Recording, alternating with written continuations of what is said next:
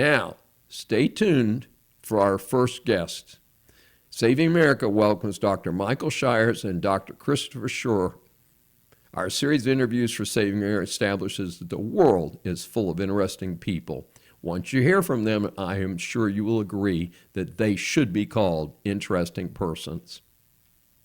They're going to talk with us a subject critical to the future of America, education in our K through 12 schools. Dr. Michael Shires is a higher education leader and innovator who serves as vice chair of America First Policy Institute's Center for Education Opportunity. He is a leading expert on all aspects of higher education, governance, finance, and leadership. He recently guided the launch of America's newest free speech-focused university as chief of staff at the University of Austin, or UATX. He earned his master's and PhD in public policy from the Rand Graduate School of Policy Studies and his MBA and BA in economics from UCLA. Dr. Christopher Schorr is from San Diego and serves as director of the AFPI's Higher Education Reform Initiative. In this role, Chris works to develop the initiative's research agenda and advance its policy priorities, including eliminating divisive DEI and gender theory-based practices, promoting academic freedom, combating anti-Semitism, and reforming student loans and accreditation. He co-authored the Amazon bestseller, Black Eye for America, How Critical Race Theory is Burning Down the House. Chris is a Marine veteran of the Iraq War. He earned his PhD and MA degrees in American government from Georgetown University and his BA in political science, summa cum laude, from the University of California, San Diego. We welcome Dr. Michael Shires and Dr. Christopher Schorr for their first appearances on Saving America. It's exciting to be here with you, David. Well, we're excited to have you. Sorry, Chris, go ahead. Sorry. No, it's a pleasure to be here. Thank you for hosting us. There's so much we could talk about with your extensive credentials, but today let's focus on the status of civic education in America's schools. What's the current status of civic education in our K-12 public school system? How bad is our students' performance on standardized tests? Chris, you want to take this one?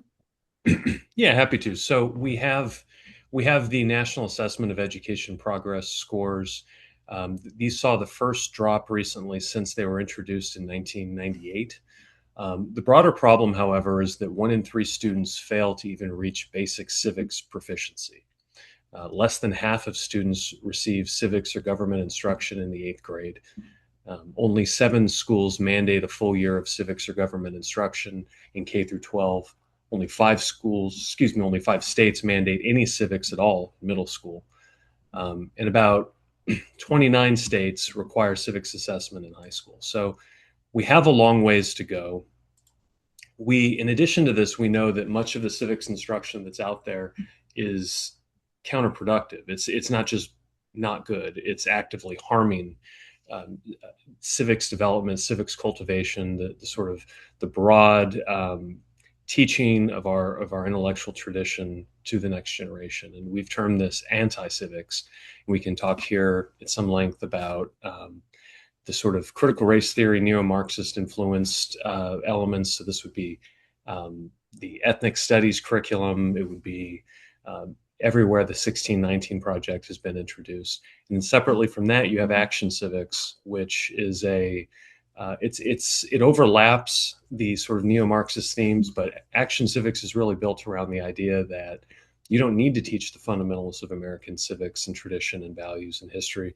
Really, what you need to do is focus on the more how-to of American politics. But unfortunately, in practice, that means it's an instruction in left-wing political mobilization. And what we think is not that we should replace left-wing political mobilization with right-wing political mobilization, but rather we think we should teach students the fundamentals of civics, of their country's history and values, and that is the foundation for building the kind of civic knowledge that ties us together as one people in a shared nation. Yeah, and Well, it's crazy. I'm sorry. Go no, ahead, I Mike. was going to say just to kind of stack on top of that too. I mean, the only score in the NAEP that I think was worse than civics was U.S. history, with with a 13% of the eighth graders actually being proficient or above. And so there's this real loss of an American identity in the classroom. And one of the things that it's always bothered me for a long time is, we talk about people that migrate from places as ex-American, African American, Hispanic American. It should be American who's Hispanic, American whose ancestors came from Europe. I mean, it's really about an American identity. And the first job of civics education is to teach that identity. And we've completely surrendered that responsibility in our K-12 schools. Well, it is interesting to me as we spoke briefly before we started recording, and I went through the traditional thing, and I had a full year, I believe, eighth grade. I did a full year of civics, and then my first year of high school, I did a full year of U.S. history. And what on earth are they teaching? I never heard of action civics, so I appreciate Chris your introduction to that. So that's I guess that's called supporting the No Kings rallies. Well, that is the sort of activity that would fulfill an action civics requirement. That there are Uh, elements of this kind of thinking that certainly reach all the way up into higher education as well. I remember I was working as a TA for an American politics class, and one of the ways that the students could get credit was by attending a protest or a rally. And I remember thinking, like, oh my if we were God. in an engineering school, would you mobilize activism on behalf of some kind of rocket design before you've taken the course and learned how to build the rockets, right? It strikes me that knowing the thing should probably precede activism on behalf of the thing. So action civics puts the cart before the horse, but it's really just an excuse uh, to activate students as a tool for left wing political mobilization. There's an analysis done by Tom Lindsay over at TPPF on action civics. There is not a single one of these programs that funnels students into anything other than left of center activist organizations and activities. And again, we're not against students doing any of these things. We just think that civics instruction should be about learning about American history and values, and then do with it what you will afterwards. Because the really important point is when we talk about the country coming apart at the seams, it's a lack of a shared narrative, a shared sense of community under a common identity, as Mike was saying. You don't get that from action civics. What you get, you get that common identity. We are all in this together. We have a shared history. You get that from learning about your history and learning about the ties that bind. Right. And I think one of the misconceptions you mentioned DEI, and DEI is one of the two acronyms I talk about with my students and say these are the two, ESG and DEI. And it's interesting how in such a short period of time, I'd say over the last 18 months, those two terms have mysteriously disappeared from mainstream talk. There's a few people still saying, oh, that's terrible. But Mm-hmm. the opponents of taking DEI out have said, oh, you're against things. And I don't regard myself as anyone who is against diversity. I think what we're talking about is the blending, and you can't, the whole power of America is that we took all of these different people and we blended them together in this incredible outcome. It doesn't have anything to do with saying, oh, well, we can't have you because you're this color or that color, right? Yeah, I agree. Yeah, so sorry, Mike. The I think the interesting thing about DEI, about critical race theory, ESG, right? All these acronyms. And by the way, the reason the reason the names keep changing is because the old name becomes toxic. This has actually happened at a higher level. The term liberal was jettisoned for progressive, and then brought back in for liberal, and then jettisoned again for progressive. So it happens when something kind of wears out its welcome. Um, yeah, the basis is the neo-Marxist oppressor-oppressed dynamic, and the allegation that society, as viewed through that lens, is a mechanism of oppressing certain groups on behalf of others. And then whatever terms are used and mobilized towards making that essential argument, and whatever lens they apply that to, whether it's race or sex, sexuality, you name it. I mean, that's the issue. So you're right. I mean, it's not diversity per se, or any of these other things. But sorry, Mike, you're about to say something. Yeah, and I mean, there's two aspects of that. One is, in some ways, I think DEI kind of was overplaying the hand of the folks who want to advance this ideology. And so now they've gone into hiding. And by the way, you see these offices disappear. They're not gone. They're now called belonging or something else. But in most campuses, at least at the university level, and certainly in K-12, they've just renamed it. And so it's still there. It's still the ideology that's being advanced in the institution, in part because our ed schools teach the teachers this is how you teach. And so the teachers have this frame coming into the classroom. But in some ways, it's kind of antithetical. It's all about division, right? It's about dividing people into categories and talking about identity is literally my identity is different than yours. Whereas the American experiment was founded on a common identity that said, these are the things that we hold above all else. And we're going to commit to creating a society that fosters those. And kind of at the core of all of that was a commitment to service and to serving other people. And in our classrooms, part of the socialization that needs to happen in K-12 is literally a conversation about what are my responsibilities to my nation, to my neighbor, to my community, to my state. Do I go, should I go to jury duty, right? These kind of norms, volunteering for military service, the civic virtues, if you will.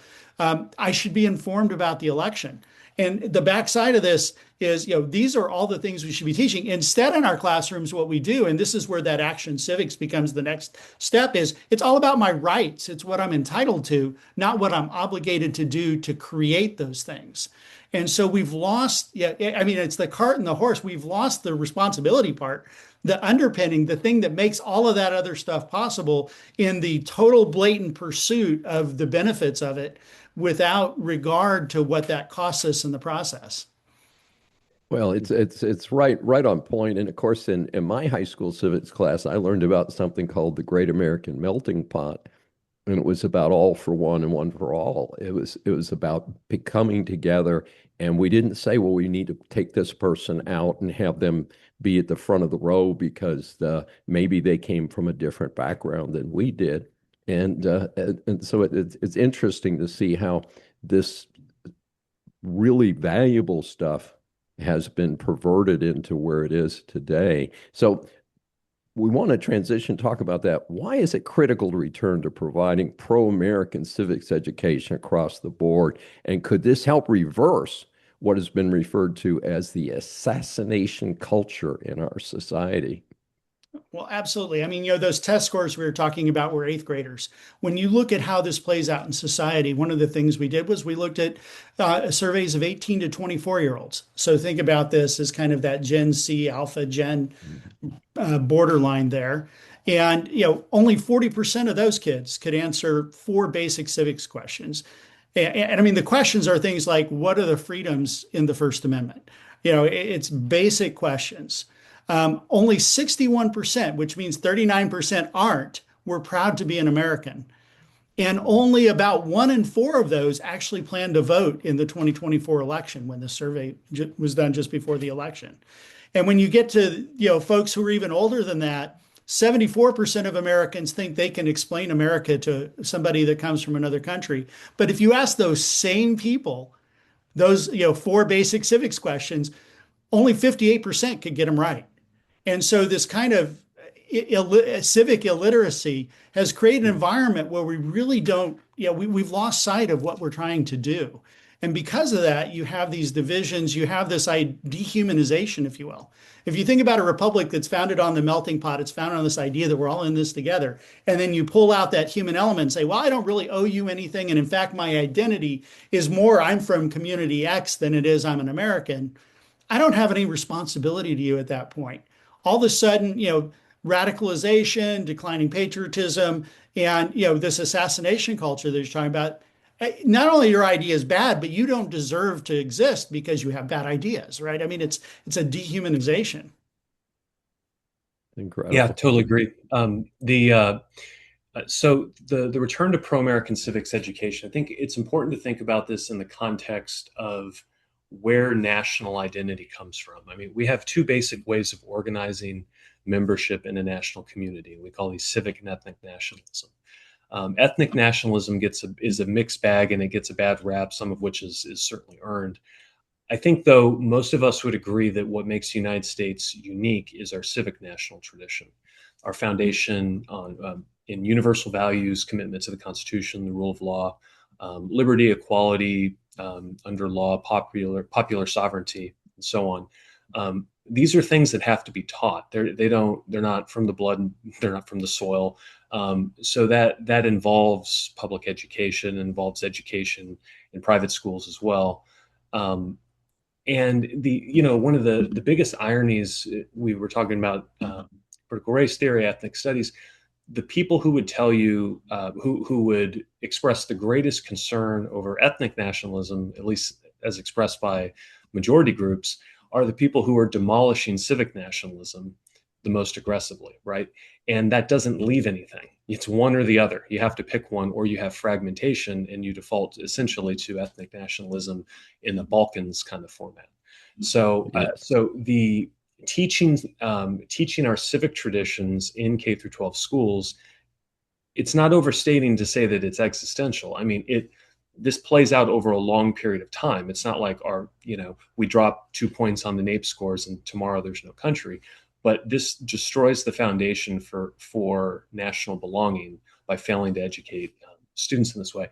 And then the point about assassination culture. So assassination culture is a term that was that came out of the University of Rutgers, and what they're talking about is this phenomenon on the political left specifically. There isn't much of this on the right, which isn't to say that you don't have a Timothy McVeigh here and there, but the sort of enthusiasm, the kind of bloodlust for murder, frankly, among highly online, usually left-wing young men. Some of them may identify in different ways, but they're usually men.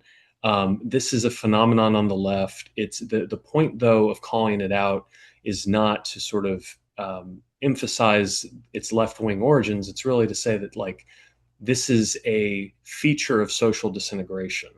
If this somehow emerged on the right, it would be every bit as terrible.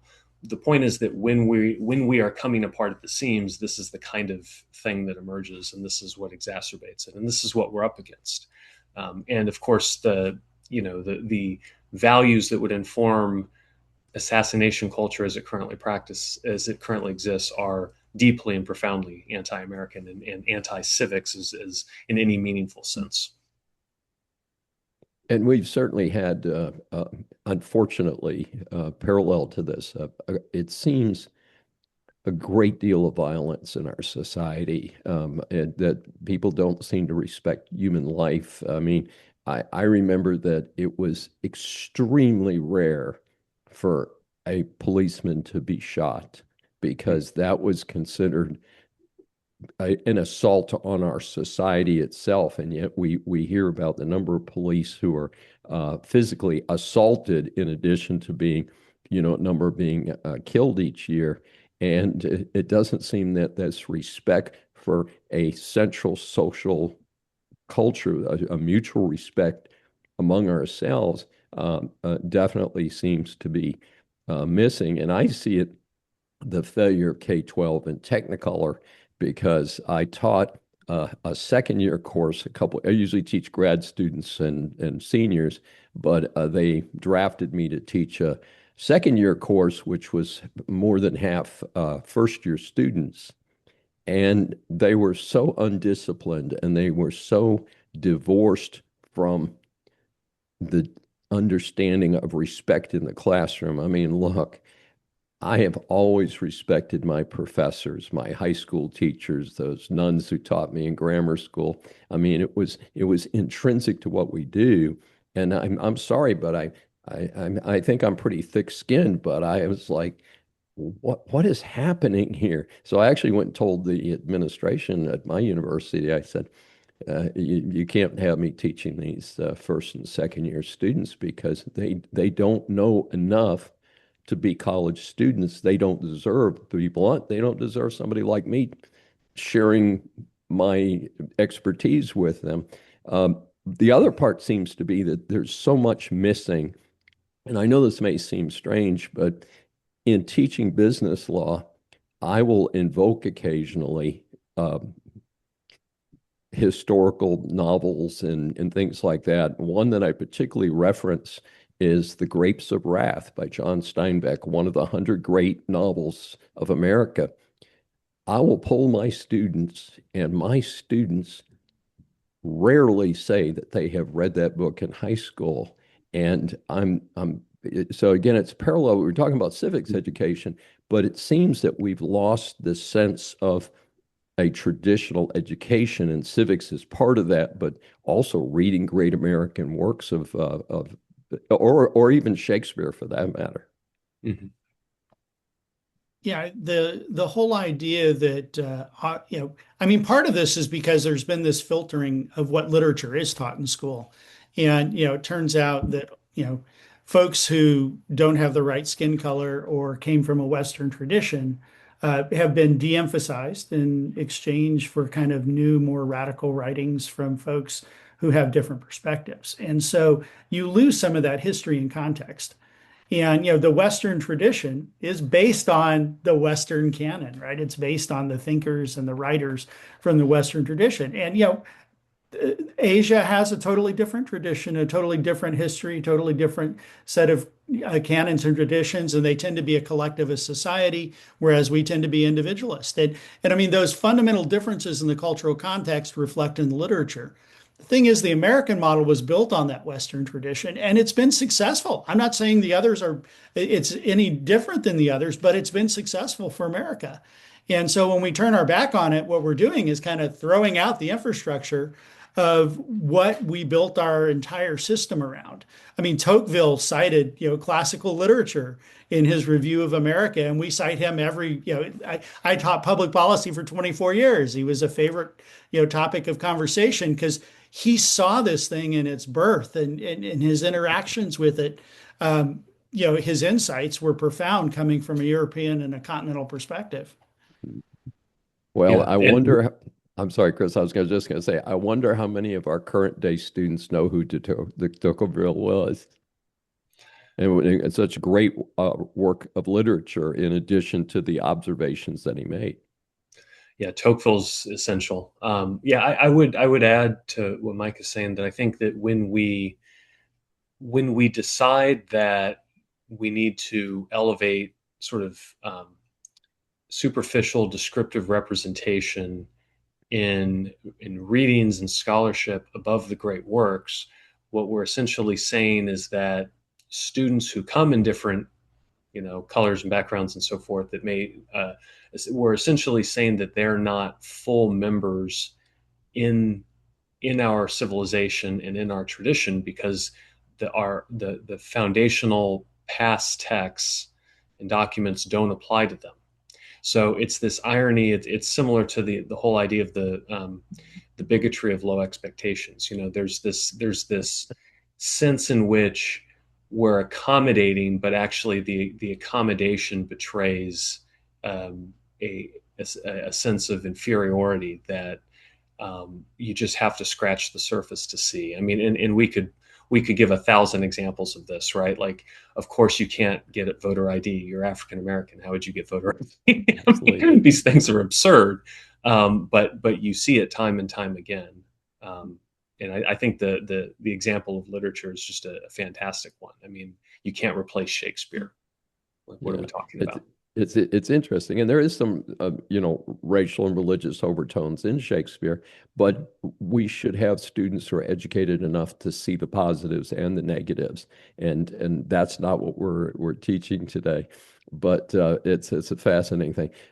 Gentlemen, you're much younger than me. You may not remember the bicentennial, but I vividly remember 1974, 75, 76, and I remember the intense excitement of the bicentennial. And I have to say, as we rolled through it, this year.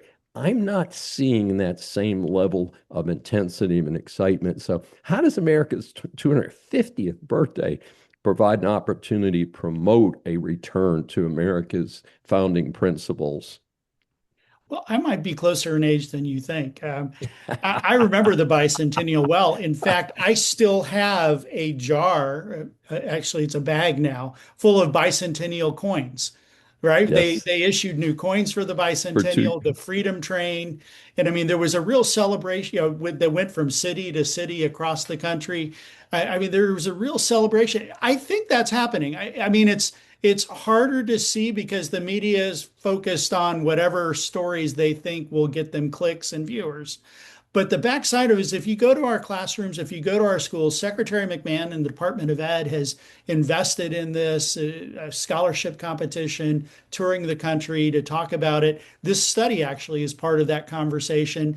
And there's another study coming out where we're going to be talking about what you can do. And we're focusing kind of on four key audiences. We're focusing on states and how they can celebrate it and how they can adopt policies that foster civics education, school districts, schools, and individual schools, and then families and parents.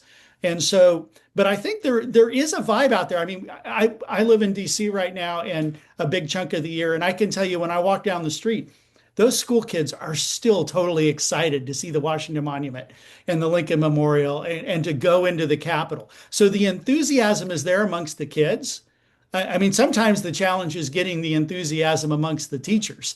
But Mhm. there is a vibe, and this is our window of opportunity. This is where we get to go out and say all of these things are important. And in this anniversary year of the founding of the Republic, of our Declaration of Independence from England, this is our opportunity to get this story into the classroom. Public Teaching civics is about storytelling. And it's the most powerful tool we have. And part of what we've lost are those positive narratives of what being an American means. And this is our chance to tell all those stories again.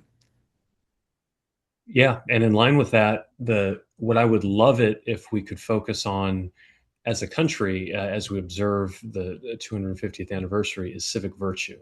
Civic virtue, it of course goes to this topic of balancing rights and responsibility, but civic virtue is the essential quality to cultivate in public schools. We don't often think about public schools in the context of moral instruction for good reason, but there's an aspect of moral instruction that is inherent in public education in supporting a republic because we have popular sovereignty, because in a system where the thing of the people, res publica, when it is the property of the people, then the character of the people determines it drives the ship of state. It determines where we're going. And so I think cultivating these virtues, public spiritedness, honesty, respect for the rule of law, self-restraint and moderation, that's always something that we gripe about with the young. And yes, I'm old enough now to gripe about the young. And yes, tolerance and diligence, prudence, all these things. I mean, this. Although I didn't make the bicentennial, but these I think are essential elements of reconnecting with our nation's founding, and I think it's a good opportunity to say, okay, what does it mean to be a republic? What does that imply about the sort of men and women we should be, the kind of citizens we should be? Do you think that'll help reverse this ridiculous trend towards teaching socialism and anti-capitalism in our schools? I find that so offensive. I think the answer to that lies in some of the things that we've done. I mean, quite frankly, some of our public schools may be uh, will take a long time to save, I guess is the best way to describe it. So I think a lot of the work around school choice that we're doing today, giving parents and families options and alternatives to the public school classrooms. We're working at AFPI on how we can create credentialing tracks that don't necessarily go through schools of education where a lot of the teachers are indoctrinated in these kind of socialist ideologies. And then I think it's just confronting it straight on. I mean, this idea that we need to have a public debate about what it means to have DEI in an environment. And that, I mean, America was founded. It's not like having different groups of people who think differently is new to America. We've been doing this for 250 years, and that's been part of our success. The question is, at what point are we willing to come together and say, this is what we're willing to commit to as a community? And we've lost that unifying part. And it literally is, what is it? United we stand, divided we fall. I mean, there literally needs to be that unifying vision. This is an opportunity for us. I think we will gain some ground this year, but there's a lot of work left to do. Yeah, and Yeah, it is. I'm sorry, Chris. Go ahead. please go ahead. I'm sorry. Well, I was going to say we've elected an overtly socialist mayor in New York, and we have a governor in Virginia who ran as a moderate and has been about as left-leaning as you can get. And how do we overcome the local politics to get to the students themselves? What's the angle that we need to work? Well, this Yeah. is, go ahead, Chris. Oh, no, no. Well, actually, what I was thinking more. Go ahead. Yeah, go ahead, Mike. I think Well, no, I my was going to say, actually, you're probably better to answer this because you have kids in the classroom right now, right? I mean, this is about families engaging with their schools, and it starts at home, and it goes to the school campus, and it goes to the school district, and it's about not letting the other side control the dialogue. It's about, if you believe in these transcendental American values that all men are created equal and that it's all about opportunity. This is why people immigrate to the United States. If that's what you believe, then you need to stand up for that in your classrooms and call your teachers and teach your kids to have these conversations with their teachers and classmates as well. I think an important part of this is that it's recognizing that civic knowledge and civic virtue are in some ways antithetical to a lot of the trends that we've been discussing. So to to be a socialist in America is a lot like being a monarchist. It doesn't, you can do it. It's just, it's in fundamental conflict with the nation's founding values and principles. I mean, you can be, to be a socialist is to abandon procedural equality for equality of outcome. It's to abandon liberty, obviously. It's to abandon the rule of law as you're seizing people's assets. And it's worth recalling that communists called themselves socialists. We called them communists. They called themselves socialists. And so to be a communist, or maybe a true socialist, is to abandon also popular sovereignty and any sort of sense of control over the state, and to be reduced to slave status. And so I think that when you teach students the fundamentals of American history and values and tradition, and you teach them the virtues necessary for sustaining that tradition, some of that will filter into committed far left people and make them better people. Like, I would rather have a more honest socialist than a less honest socialist. You know, I don't know how long you can stay a socialist with a true spirit of public spiritedness and honesty and respect for the rule of law, but I'm willing to give it a try and see how they can get better. And I think it sort of filters up from there. I think that's kind of the magic of civics instruction and of cultivating the virtues in people. And on specifically on socialism, though, so, and this is an age thing, and I'll take the prerogative of being the young buck here.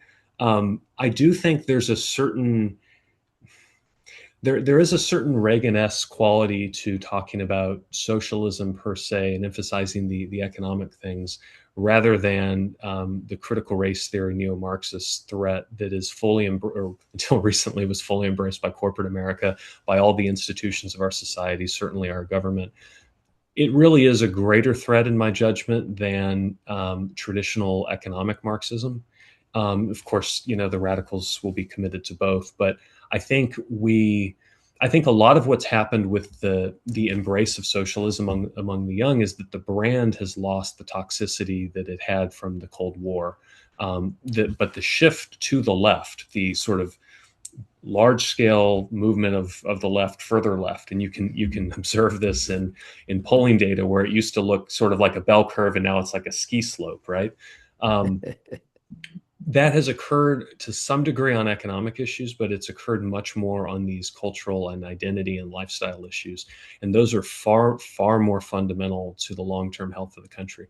Screwing up economics, you learn pretty fast how that doesn't work. You know, Mom Donnie's going to figure some of these things out, right? I mean, you can do the billionaire tax and, oh, where'd all the billionaires go, right? I mean, it happens time and time again. The kind of damage to the civic fabric takes a much longer time to sink in, but it's I think more long lasting, more of a challenge.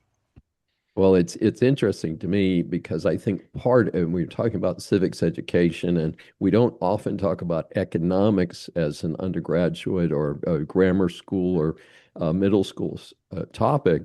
But what's missing is the fact, and I lived through virtually the entire Cold War, and my dad, by the way, was career military, so he was in for 28 years, and so most of my childhood, obviously, and early adulthood.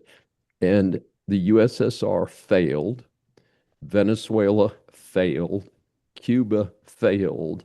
What part of this ain't a good idea? It don't work for people. Are we not teaching to the last two generations of kids? I mean, to me, it's like I knew from a very early age the consistent failure of socialism and communism, and we're not teaching that today. One of the astonishing things is that the communist Chinese won't allow the TikTok that we receive, that our students receive in the United States, in China, because they regard the sort of the cultural degeneration, and they would regard it that way as well, as a threat to their national cohesion. So the communists view us as to the left of them on these issues. But I think you're absolutely right. I mean, it's uh, the economic stuff will play out in a predictable way. What's the joke? Real communism has never been tried, and it never will be, right? Because every time it fails, well, that wasn't real communism. That's right. Pretty good story. Gentlemen, we try and keep this down to a certain length so that people will actually listen to this and benefit from what we're talking about. So, how can our audience get more information about both of you in this important topic of restoring civic education to the American school system? So Chris and I can be found at americafirstpolicy.com. It's a all one word website. If you want to get more specific information about civics, and the Department of Education is in partnership with America First Policy Institute, there's a website called america250civics.com that is a link to the department's efforts in helping schools embrace the 250th anniversary. And we're excited to be, part of the leadership in putting that together. So those are the two resources. Much appreciated. Thanks for joining us. We really appreciate your feedback and concerns.